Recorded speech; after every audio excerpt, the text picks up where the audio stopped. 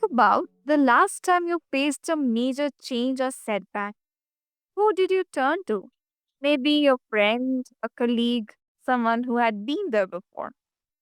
That instinct, that pull towards others when things get hard, that is not weakness.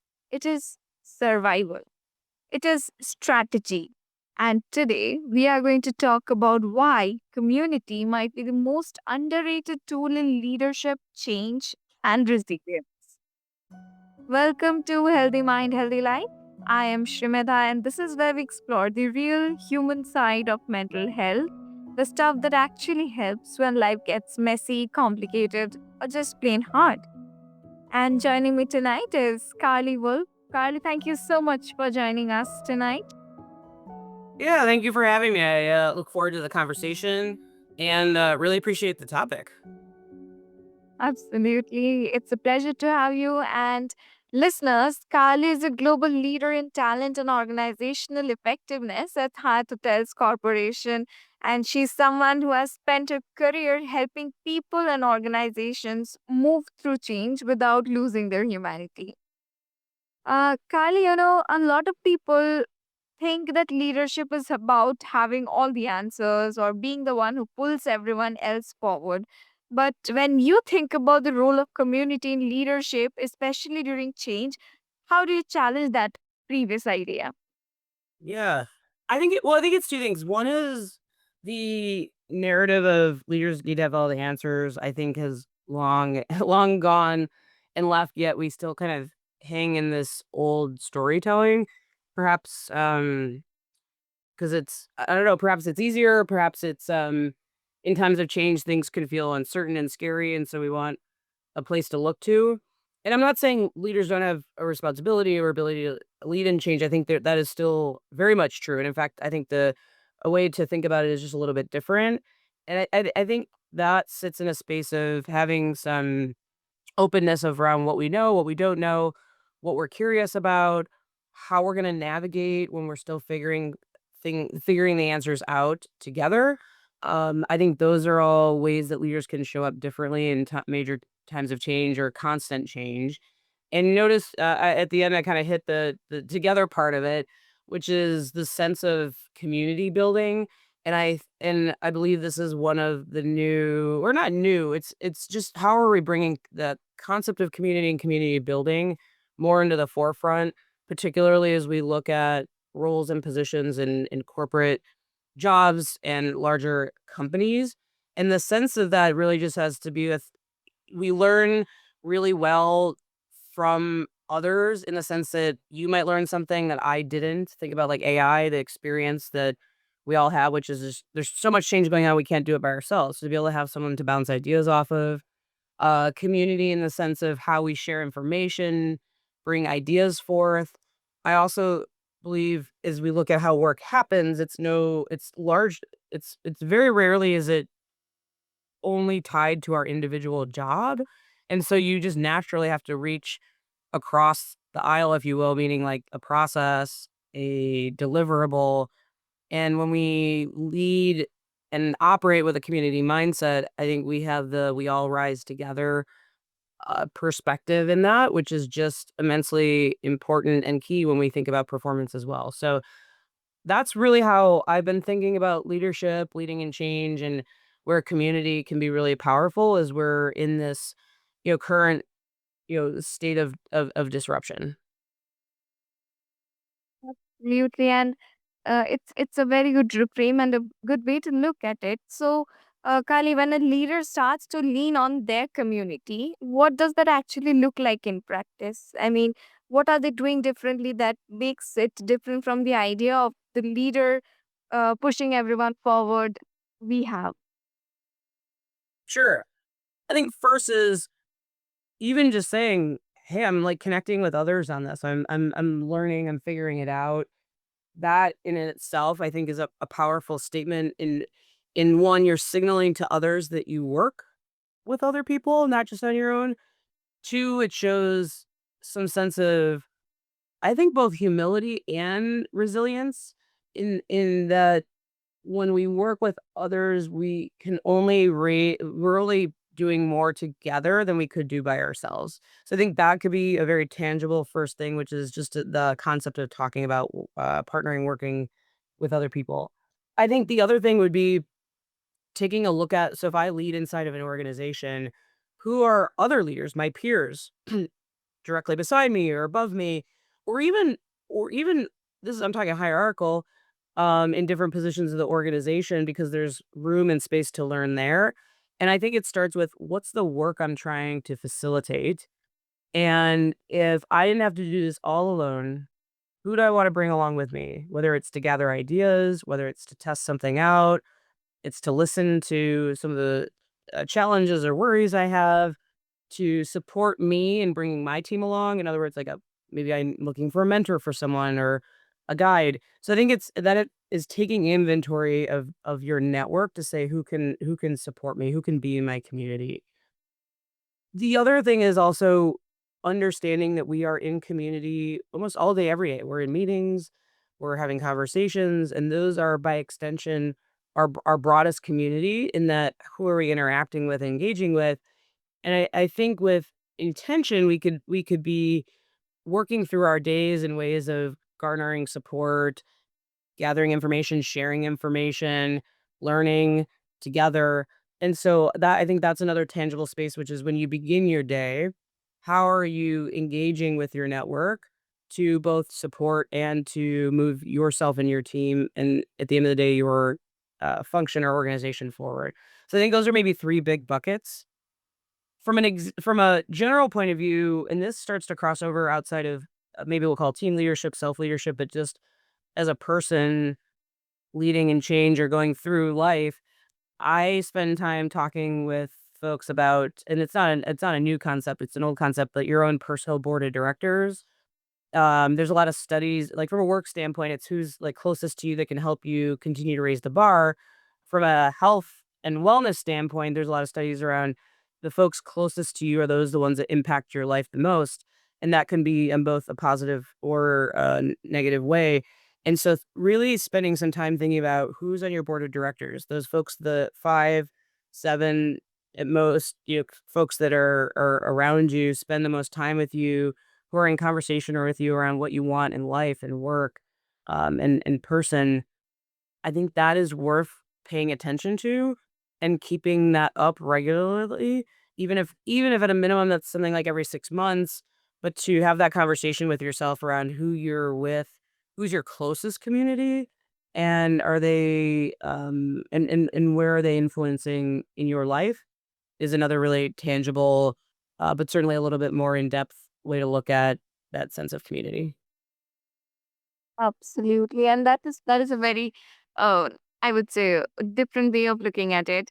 And Carly, so for someone who's listening to this and feels isolated in the work or life right now, not necessarily in a leadership role, just maybe they're navigating a big transition or are dealing with something hard. So how does this idea of community show up in their everyday life and not just the big dramatic moments? Sure. Well, first of all, I want to acknowledge, I think a lot of people are feeling this way. And that's not just a sense of thinking from my point of view. I mean, there's a lot of articles and research around this right now, just because of the constant state of change, both large scale, global ch- change, but also personal change, and how the economy is shifting, the uncertainty around where AI is playing a part in our lives. And then just, I think what you're asking is also just the day to day things. Like, the seasons are changing. I had a baby. I am trying a new hobby, right? All of these things come with that, with shift. And when I think about community in the range of what we all experience every single day, or what you're asking me is maybe where you're feeling that sense of like loneliness or like question, I believe it's not too far off of how, you and I were talking about from a work perspective of, what's going on around me, and how can I tap into my network or my community to support. I think it's very similarly on that personal side. And it's really just looking at then the spaces that we're moving in. So for example, at a personal level, you might have neighbors, you might have friends. You might have the person that you connect with every morning at coffee, right? Who are the folks that you engage with or want to engage with that might just see a part of you that's important for you right now in this change, in this sense of um loss of or a sense of I think we start with like loneliness. So I'll go with that, like that sense of where am I and what I want to be doing. The other part I'd say is it's always I talk about these 3 C's of, curiosity, clarity, and confidence in going through change, and when I guess I would the other thing I would position here is getting curious about where you're at right now. So if you're feeling like, "Hey, I don't really have anyone supporting me right now," let's explore that. Like, why do you think that's coming up right now? What are you trying to do that you feel out on your own on? And then with that clarity, right, you can then start to tap into or build a network around you to support in answering that question of what can I be doing to support myself, which then sort of builds that confidence. So I think if that's helpful, or I'd offer that is for those looking for maybe like a model or some language to use. But altogether, I think it's really exploring self, understanding where we're at and how we can with where we're at and what we're looking to do to tap into those that we know could support us or to be an ear or a guide, an insight, an idea, a "you got this" in those times of transition. Absolutely. And you mentioned something very important that people often see just some part of us, but I think it's in just showing up and, even in the smallest ways and trusting that connection builds over time. Absolutely. I talk about this a lot in career coaching, which is sometimes we have I'll use the journey of having goals, like something that you're wanting to achieve for yourself. I think it is immensely important to have people around you that support you in that. Back to the board of directors, at a minimum, the people around you that you spend the most time with, how are they either intentionally or unintentionally supporting what you're doing? Which is to say, they may not know your direct goal, but if they're there cheering you on, know to support you when you need it, just things of that nature, I think is key. But back to having goals, sometimes we might have quiet goals, things that we're orienting to on our by ourselves. But I would even in that case ask people to think about the community extends in a lot of other ways, even like on social media, Instagram, TikTok, um, any of the threads. I'm just kind of off the cuff here, but wherever your connected spaces where you're learning and chatting, I think is another opportunity. I also think there are different types of professions out there, things like coaches where people can connect and have those goals be served in a space and supported from a professional. So these are other ways that community can extend and be meaningful in our lives. And I think you and I are now are just kind of talking through like each layer of the extension of community, which is it's wide and vast, which is why it's important to continue to stay centered to where am I headed, what's happening for me right now, and then being able to tap into the community that we have or that we could build and, to move us forward.